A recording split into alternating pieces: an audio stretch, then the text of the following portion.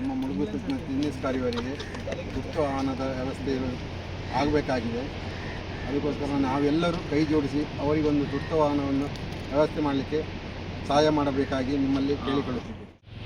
ನಮ್ಮ ದಿನೇಶ್ ಕಾರ್ವಿ ಅವರಿಗೆ ತುರ್ತು ಸಭೆಯಾಗಿ ಒಂದು ವಾಹನವನ್ನು ಎಲ್ಲರೂ ಸಹಾಯ ಮಾಡಿ ಸಹಕರಿಸಬೇಕಂತ ಎಲ್ಲೇ ಆಗಲಿ ಏನಾದರೂ ಒಂದು ಅನಾಹುತ ಆದರೆ ಅವರು ಯಾವಾಗಲೂ ರೆಡಿ ಇರ್ತಾರೆ. ಅವರಿಗೊಂದು 25 ವರ್ಷದಿಂದ ಅವ್ರು ಮಾಡ್ತಾ ಇದ್ದಾರೆ. ಅವರಿಗೆ ತುರ್ತಾಗಿ ಒಂದು ವಾಹನದ ವ್ಯವಸ್ಥೆ ಮಾಡಿಕೊಡ್ಬೇಕಂತ ನಾವೆಲ್ಲರ ಹತ್ರ ಕೇಳಿಕೊಳ್ತಿದ್ದೇವೆ. ಗಂಗೊಳ್ಳಿಯಲ್ಲಿ ದಿನೇಶ್ ಕಾರ್ವಿ ಅವರು ಮುಳುಗು ತಜ್ಞರಾಗಿದ್ದಾರೆ. ಅವರಿಗೆ ವಾಹನದ ಅವಶ್ಯಕತೆ ಇದೆ. ಎಲ್ಲರೂ ಧನ ಸಹಾಯ ಮಾಡಿ ಒಂದು ವಾಹನದ ವ್ಯವಸ್ಥೆಯನ್ನು ಮಾಡಿಕೊಡಬೇಕಾಗಿ ನಿಮ್ಮಲ್ಲಿ ಕೇಳ್ಕೊಳ್ತೇವೆ. ಎಲ್ರಿಗೂ ನಮಸ್ತೆ. ನಾನು ಗಂಗೊಳ್ಳಿ ಜಾಮಿಯಾ ಮಸ್ಜಿದ್ ಮೌಲಾದಿಗಳು ನನ್ನ ಮನೆ. ನನ್ನ ಹೆಸರು ಮೊಹಮ್ಮದ್ ಖಾಲಿದ್. ಇವರು ನಮ್ಮ ಊರಿನವರು ದಿನೇಶ್ ಕಾರ್ವಿ ಅಂತ ಒಳ್ಳೆ ಹೆಸರುವಾಸಿ ಮುಳುಗುದಾರರು.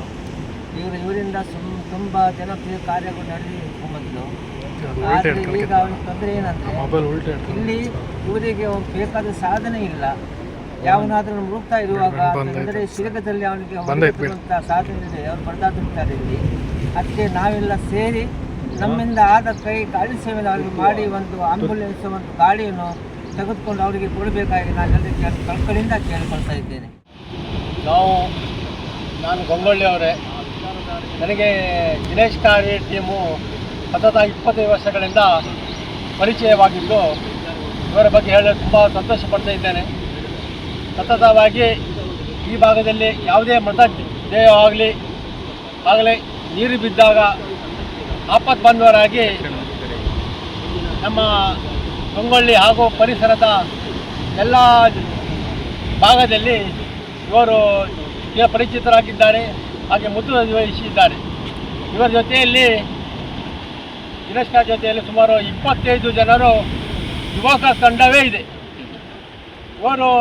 ಇವರ ಬೇಡಿಕೆ ಏನೆಂದು ಹೇಳಿದರೆ, ನಾವು ನಮಗೆ ನೀರಿಗೆ ಮುಳುಗಲು ತಕ್ಕಂತಹ ವ್ಯವಸ್ಥೆ ಆದ ಇದು ಕವಚಗಳಿವೆ. ಆದರೆ ಒಂದು ವಾಹನದ ವ್ಯವಸ್ಥೆ ಬೇಕು ಅಂತ ಇವರು ತುಂಬ ಬೇಡಿಕೆ ಇದೆ, ತುರ್ತು ವಾಹನ.